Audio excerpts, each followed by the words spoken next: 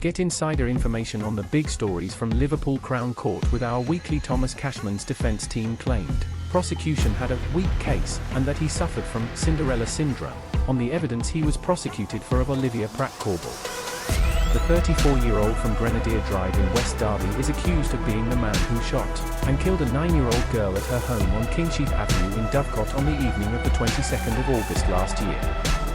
He is currently on trial for her, but he denies being the gunman or having any involvement in incident. Professor John Cooper KC, the defender, began his closing speech on behalf of Cashman on Monday afternoon. In it, he told the jury, the defense's job is simply to test the prosecution's case. Read Thomas Cashman trial updates as case enters final stages. The prosecution brings this case. It is up to the prosecutor to prove his claim. They will prove you are satisfied so that you can be sure of the guilt of the accused. Be satisfied he is not interested in maybes. He's not interested in suspicion of guilt. I suspect he did it. He probably isn't interested in the criminal. All this, he's not guilty by law. You are not here to decide killed this young girl, who had the guns, or shot Mr. Nee. What you are here to do is destroy the case against his man, to decide whether the evidence presented you against this man is valid. For road testing. Wherever your feelings may be, if you are of the opinion that it is not, then it is your duty as citizens to decide that you are innocent. If you are of the opinion that he did not stand up, it is your duty to acquit. Mr. Cooper criticized prosecution for playing CCTV footage of shootout earlier in day in his closing speech, saying, "How can Crown say they put emotion aside as they ended their speech with a horrific mix of CCTV footage? As if you didn't quite understand it. Do you feel a little humiliated by this? You're not a kid. You got it. This involves the tragedy of a 9-year-old girl who was shot. You got the tragedy.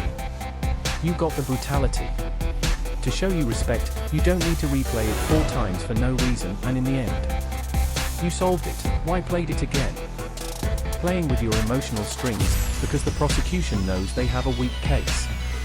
A weak case means that emotional S like this have to be thrown in a tsunami, amplified, slow motion. You can hardly be trusted to make the decision that people are shouting at. In every notorious case, in every high-profile case, there is pressure to convict. We used to say that playing more than one shot didn't help. You don't need drip-fed amplified gunshots or constant replays of a 9-year-old girl being ED. He also said that the prosecution case was designed to fit the evidence, which he described as Cinderella syndrome, as squeezing it and making it fit. Mr. Cooper continued, the repetition of the Crown adapts its story to fit the evidence. Indeed, you might think that the prosecution adapted its theory to fit the evidence they had. Indirect evidence of a particularly strong diversity may be helpful. But if that's strong in the first place, to put it bluntly, 0 + 0 = 0. This must be a quality of circumstantial evidence. But it's weak and of no use to you, and it defies logic in many ways. Mr. Cooper added, it is, and I'm going to ask you to remember this phrase, we'll call it an overinterpretation of evidence by the Crown. An overinterpretation of evidence to fit their worldview. It's Cinderella syndrome. We're going to force this evidence into shoe without a foot and play the video of hitting it a few times. He will continue his closing speech tomorrow morning, Tuesday. During the prosecution's opening earlier this month, Manchester Crown Court heard a gunman relentlessly chasing after Joseph Nee and a man named Paul Abraham after approaching him from behind shortly before 10 p.m. that night. The gunman then fired at his target with a 9mm self-loading pistol. Watching Liverpool v Manchester United game with friends, including Paul Abraham, a house on Finch Lane in Dovecot, Nee was shot the middle and fell to ground.